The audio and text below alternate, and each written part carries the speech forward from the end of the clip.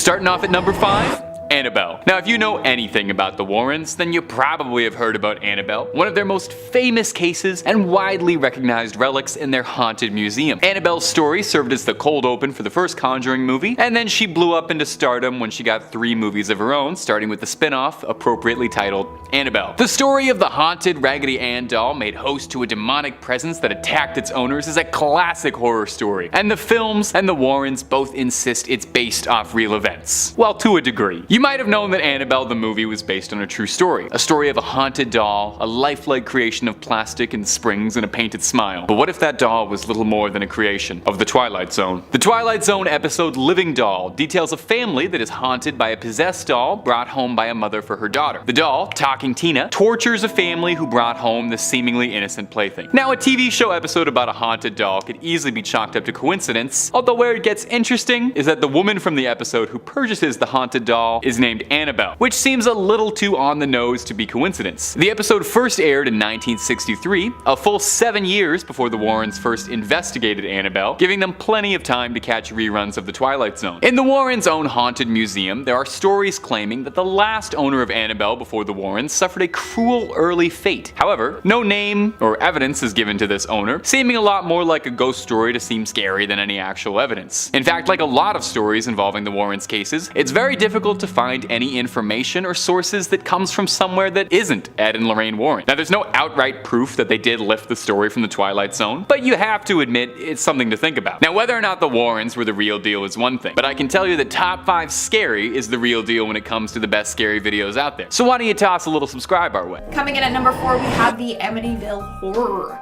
This probably is one of the most controversial paranormal cases of all times, because in the end, the whole thing was just one big sham.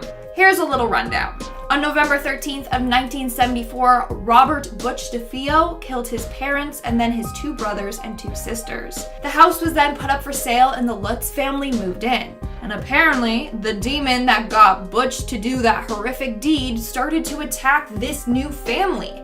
Their doors and cupboards would swing open and close, green slime would ooze from their ceiling, and one time a demonic face with red glowing eyes was seen looking into the house, so on and so on. Now, how were the Warrens involved? Well, when paranormal investigators heard of what happened, they all contacted the family to go investigate the house for themselves. Of course, the Warrens were one of the individuals to contact them and set up a time to go check out the house for themselves. They spent the night at the house with others to see if it truly was haunted.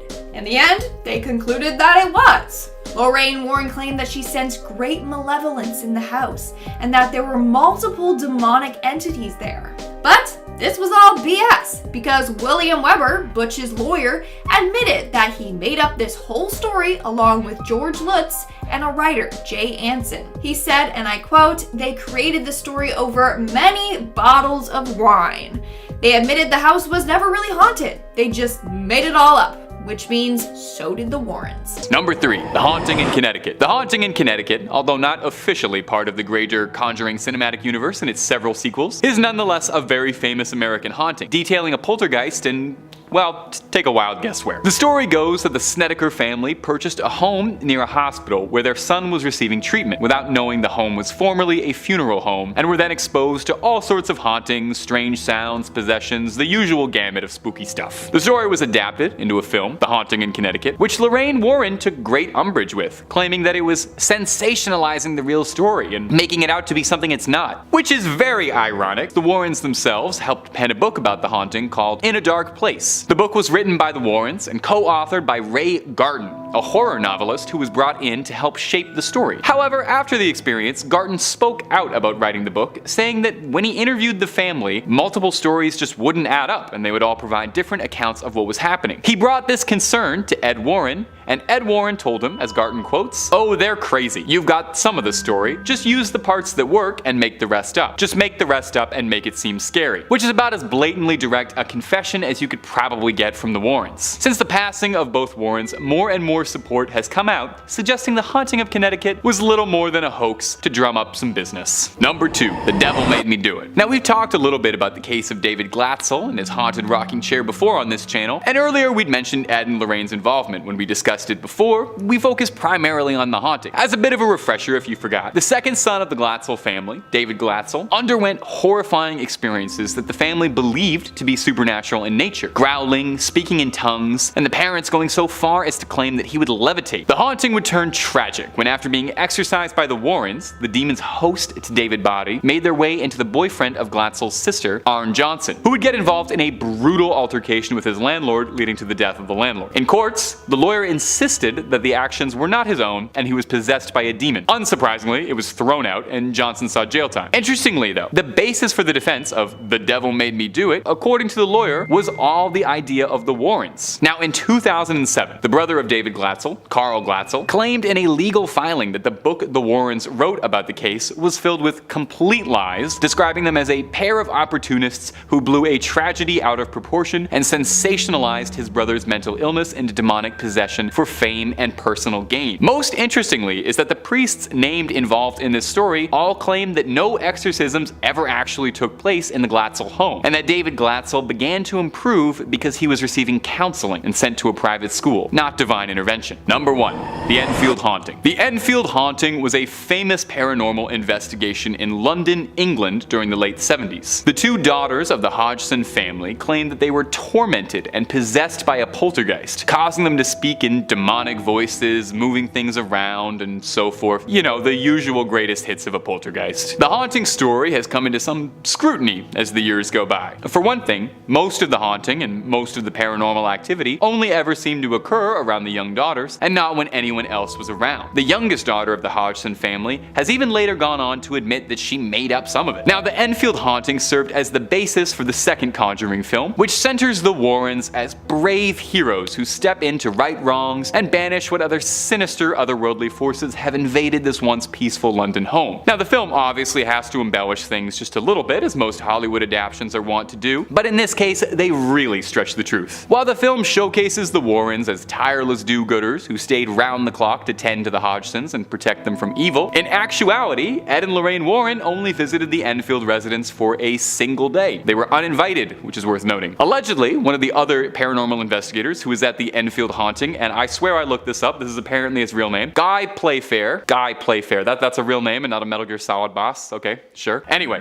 Mr. Guy last name says that upon meeting Ed Warren, he was told by Mr. Warren that we could make some real money off of this case. Leaving after a day, Ed Warren may have been right, since The Conjuring 2 grossed roughly $320 million, which is a really sweet sum to see residuals off of for attaching yourself to a story that you had nothing to do with. Lorraine Warren served as a consultant to all of the Conjuring films to ensure that the Warrens were portrayed realistically and correctly, so I just want to say it's a bit interesting that she didn't seem to have an issue with the film outright lying about their involvement in that case at all. But to quote Ed Warren, "You've got some of the story, so just make the rest up and make it scary." Starting off this countdown, we have the Smurl family haunting. Back in the 1980s, the Smurl family swore that their house was haunted.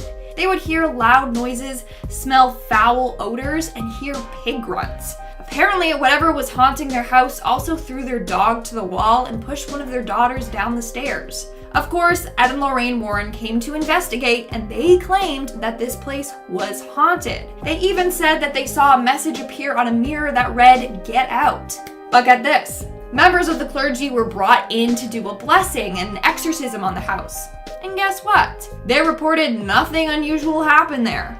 In fact, one of the priests had this to say about the Warrens, and I quote, "They weren't sincere, were not what they purported to be, and were given to sensationalizing." In the end, the church said that the family was just stressed over the health of their son who had brain surgery, and the foul odor that they smelt was because of a cracked sewer pipe right by their home. But the Warrens were adamant that the house was haunted, and then they turned the story into a book and made some money, so just saying. Coming in next at number 4, the Snedeker family. And this one is pretty blatant, which may explain Lorraine Warren's very public detest for the cinematic interpretation of Haunting in Connecticut, which she claimed was historically inaccurate and embarrassing. A fair claim to make if she could provide substantial evidence. If you're familiar with the Snedeker family, then you'll know their story. They moved into a house at a knockout price, conveniently located next to a hospital where their young son was receiving treatment for cancer. Of course, course, it was too good to be true, and the reason why the house was so cheap was because it was previously a funeral home where the morticians were rumoured to have been caught in acts of necrophilia. Not so good. Of course, this meant that the Snedeker home was riddled with demons. Enter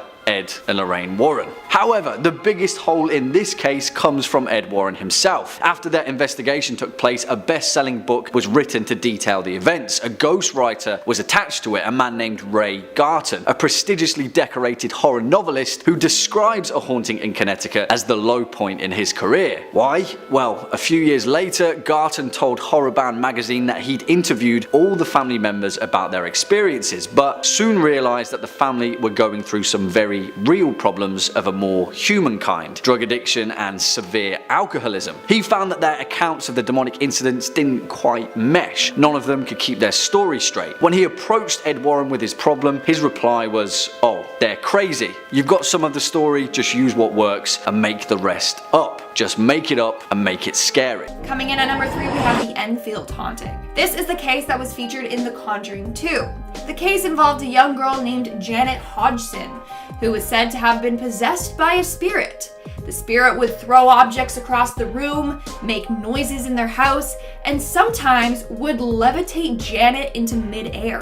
Ed and Lorraine Warren were assigned to this case and to expel the evil entity responsible for all this. But turns out that Janet and her sister Peggy made this whole thing up. In 2015, when Janet was 45 years old, she said that her and her sister faked some of the paranormal activity. So according to researchers, most of the paranormal things happened when no one was actually looking at the two girls. Like they would have their backs turned to them and then all of a sudden an object would be thrown across the room. Well, obviously the girls were just doing that themselves. They also said they captured audio of a dresser falling over on its own. But upon closer inspection, footsteps could be heard leading up to the dresser before it fell over, meaning someone likely just pushed it over. And the photos of Janet apparently levitating in mid-air look more like she just jumped off her bed. Janet also confirmed that this was the case. So the whole Janet being haunted by a ghost? Yeah, it was made up, and the Warrens went along with it. Also, according to other sources, the Warrens' involvement in this case was very little. Apparently, they just showed up one day uninvited and only stayed one day and then left. They didn't really help the family. It seemed more like they wanted to just gather information on this case to then talk about it publicly and, receive fame and fortune. In our second spot, we have the Snedeker family haunting. This is the family haunting that the Haunting in Connecticut movie and book was based off of. Story goes that Alan and Carmen Snedeker moved into a home with their daughter and 3 sons. While exploring their home, they found weird stuff in their basement, like tools morticians would use. That's when they found out that their home used to be a funeral home. And that's when the haunting started.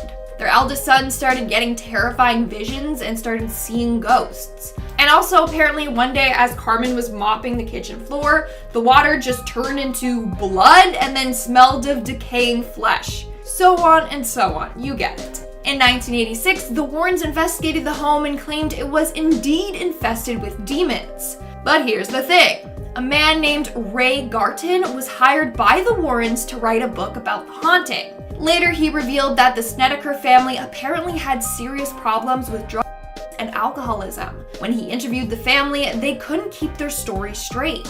And they all had different accounts for what happened. So he went to Ed and told him this problem, and Ed said, and I quote, "You've got some of the story. Just use what works and make the rest up. Just make it up and make it scary." So the writer literally made up like 90% of the story on his own. On top of that, the neighbor living in the upstairs apartment in this haunted home claimed nothing paranormal ever happened to them. And on top of that, no one who has lived in this home after the Snedeker family has had any paranormal experiences. So it looks like the haunting was just made up by this family, and then the Warrens went along with it for the money and the book deal.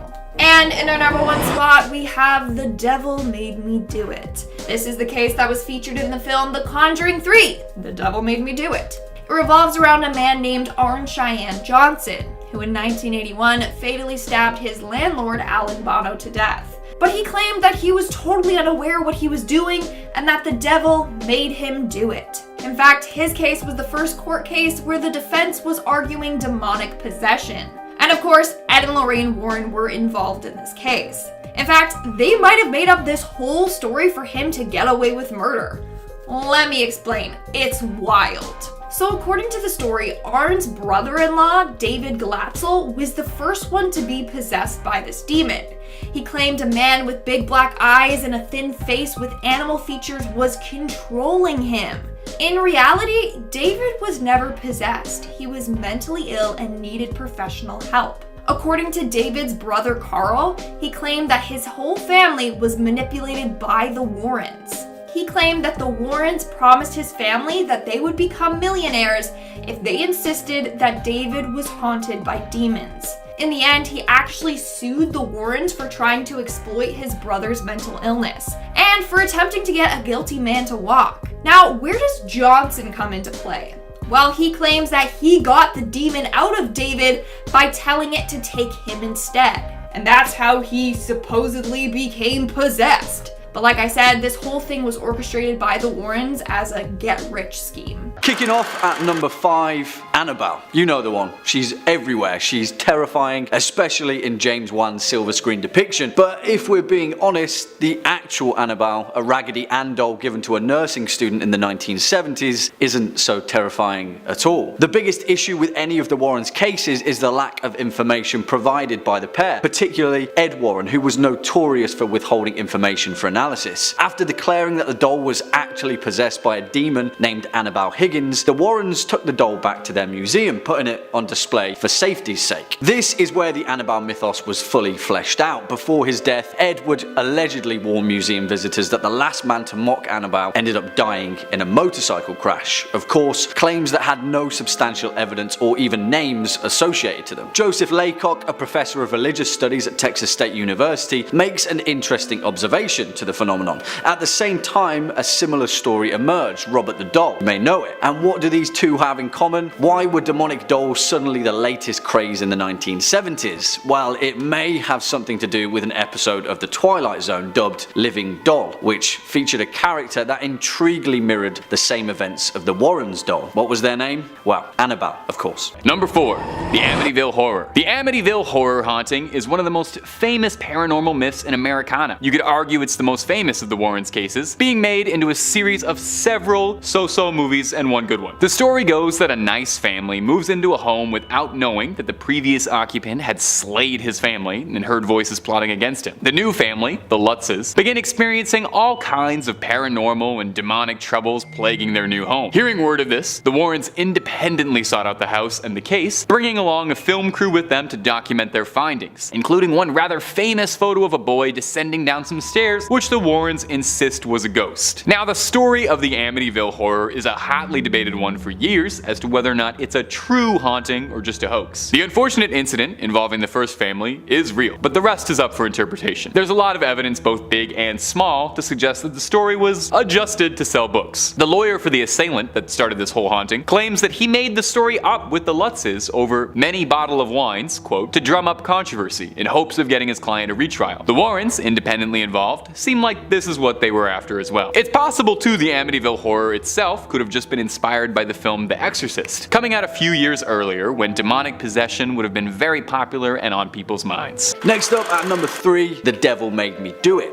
And it's pretty hard to deny evidence that has passed through the judicial system. If you're familiar with the Devil Made Me Do It case, you'll know it involves a man named Arne Cheyenne Johnson, who was inadvertently possessed by the same demon that afflicted his 11-year-old stepson, David. Arne was arrested and tried for murdering his landlord, Alan Bono, and in his legal defense claimed that the devil had made him do it. Of course, it didn't work, and he was sentenced to 10 to 20 years for first-degree manslaughter. Now, the Warrens were heavily involved in this case, claiming to have performed 3 exorcisms on the young David Glatzel, while a number of priests involved in the case denied any of which had ever taken place. However, years later in 2007, Carl Glatzel, David's older brother, sued the Warrens for unspecified damages, claiming that his family were manipulated by the demonologists for monetary gain. He claimed that they concocted a phony story in an attempt to get rich and boost their paranormal fame, exploiting young David's mental illness in the process. process. In his own tell-all book, Alone Through the Valley, which personally is a bit of a double standard, he outlined the fact that none of the Warrens' claims had ever actually happened, and that the book was a complete fabrication of the events that had actually transpired. Swinging in at number 2, the Enfield Poltergeist. And this one, I will admit, is open to your own interpretation. It's interesting then that perhaps one of the most famous cases that the Warrens were associated with the Enfield Poltergeist was the case that they were most minimally involved with. It forms the basis of James Wan's 2016 film The Conjuring 2, where the fictional versions of the Warrens pretty much single-handedly deal with the events that transpired in the August of 1977 in Enfield, a suburb of London. The story itself was a media sensation, where 11-year-old Janet and her 13-year-old sister Peggy were afflicted by the presence of a malevolent poltergeist. Although the evidence has been notoriously scrutinised, Ed and Lorraine Warren maintained that their flying visit to London featured some of the most startling paranormal events that they'd ever seen. One of which was when Ed swore blind, a claim that he made in his book The Demonologist, that he saw Janet sound asleep levitating in midair. It's interesting then that in all the photographic evidence provided by the Warrens, both girls are wide awake and appear to be falling, definitely not levitating. Perhaps the most damning admission though is a statement that Janet made in 2011 at the age of 45, that she and her sister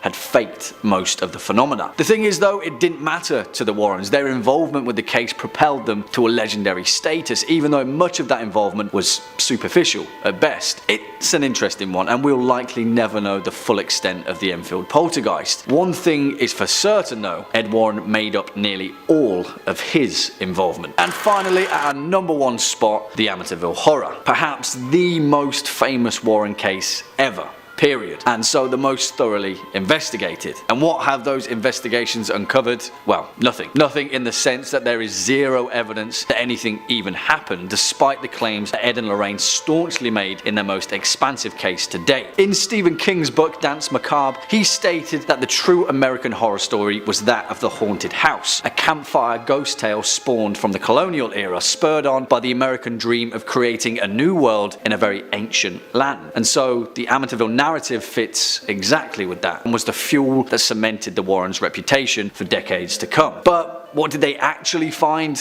Nothing. Perhaps the Lutz family did experience something unexplainable, a claim which they have staunchly backed to this day. But as far as the Warrens are concerned, all they have is a single TV appearance of a local New England news affiliate months after the Lutzes had abandoned their new home in the middle of the night. The Warrens decided to stay the night, caught on camera of course, when the pair claimed that the house was infested with demonic entities. Although there was never any evidence for this, the television appearance catapulted Ed and Lorraine to their lofty heights of fame, and all it took was a very convincing and very American horror story.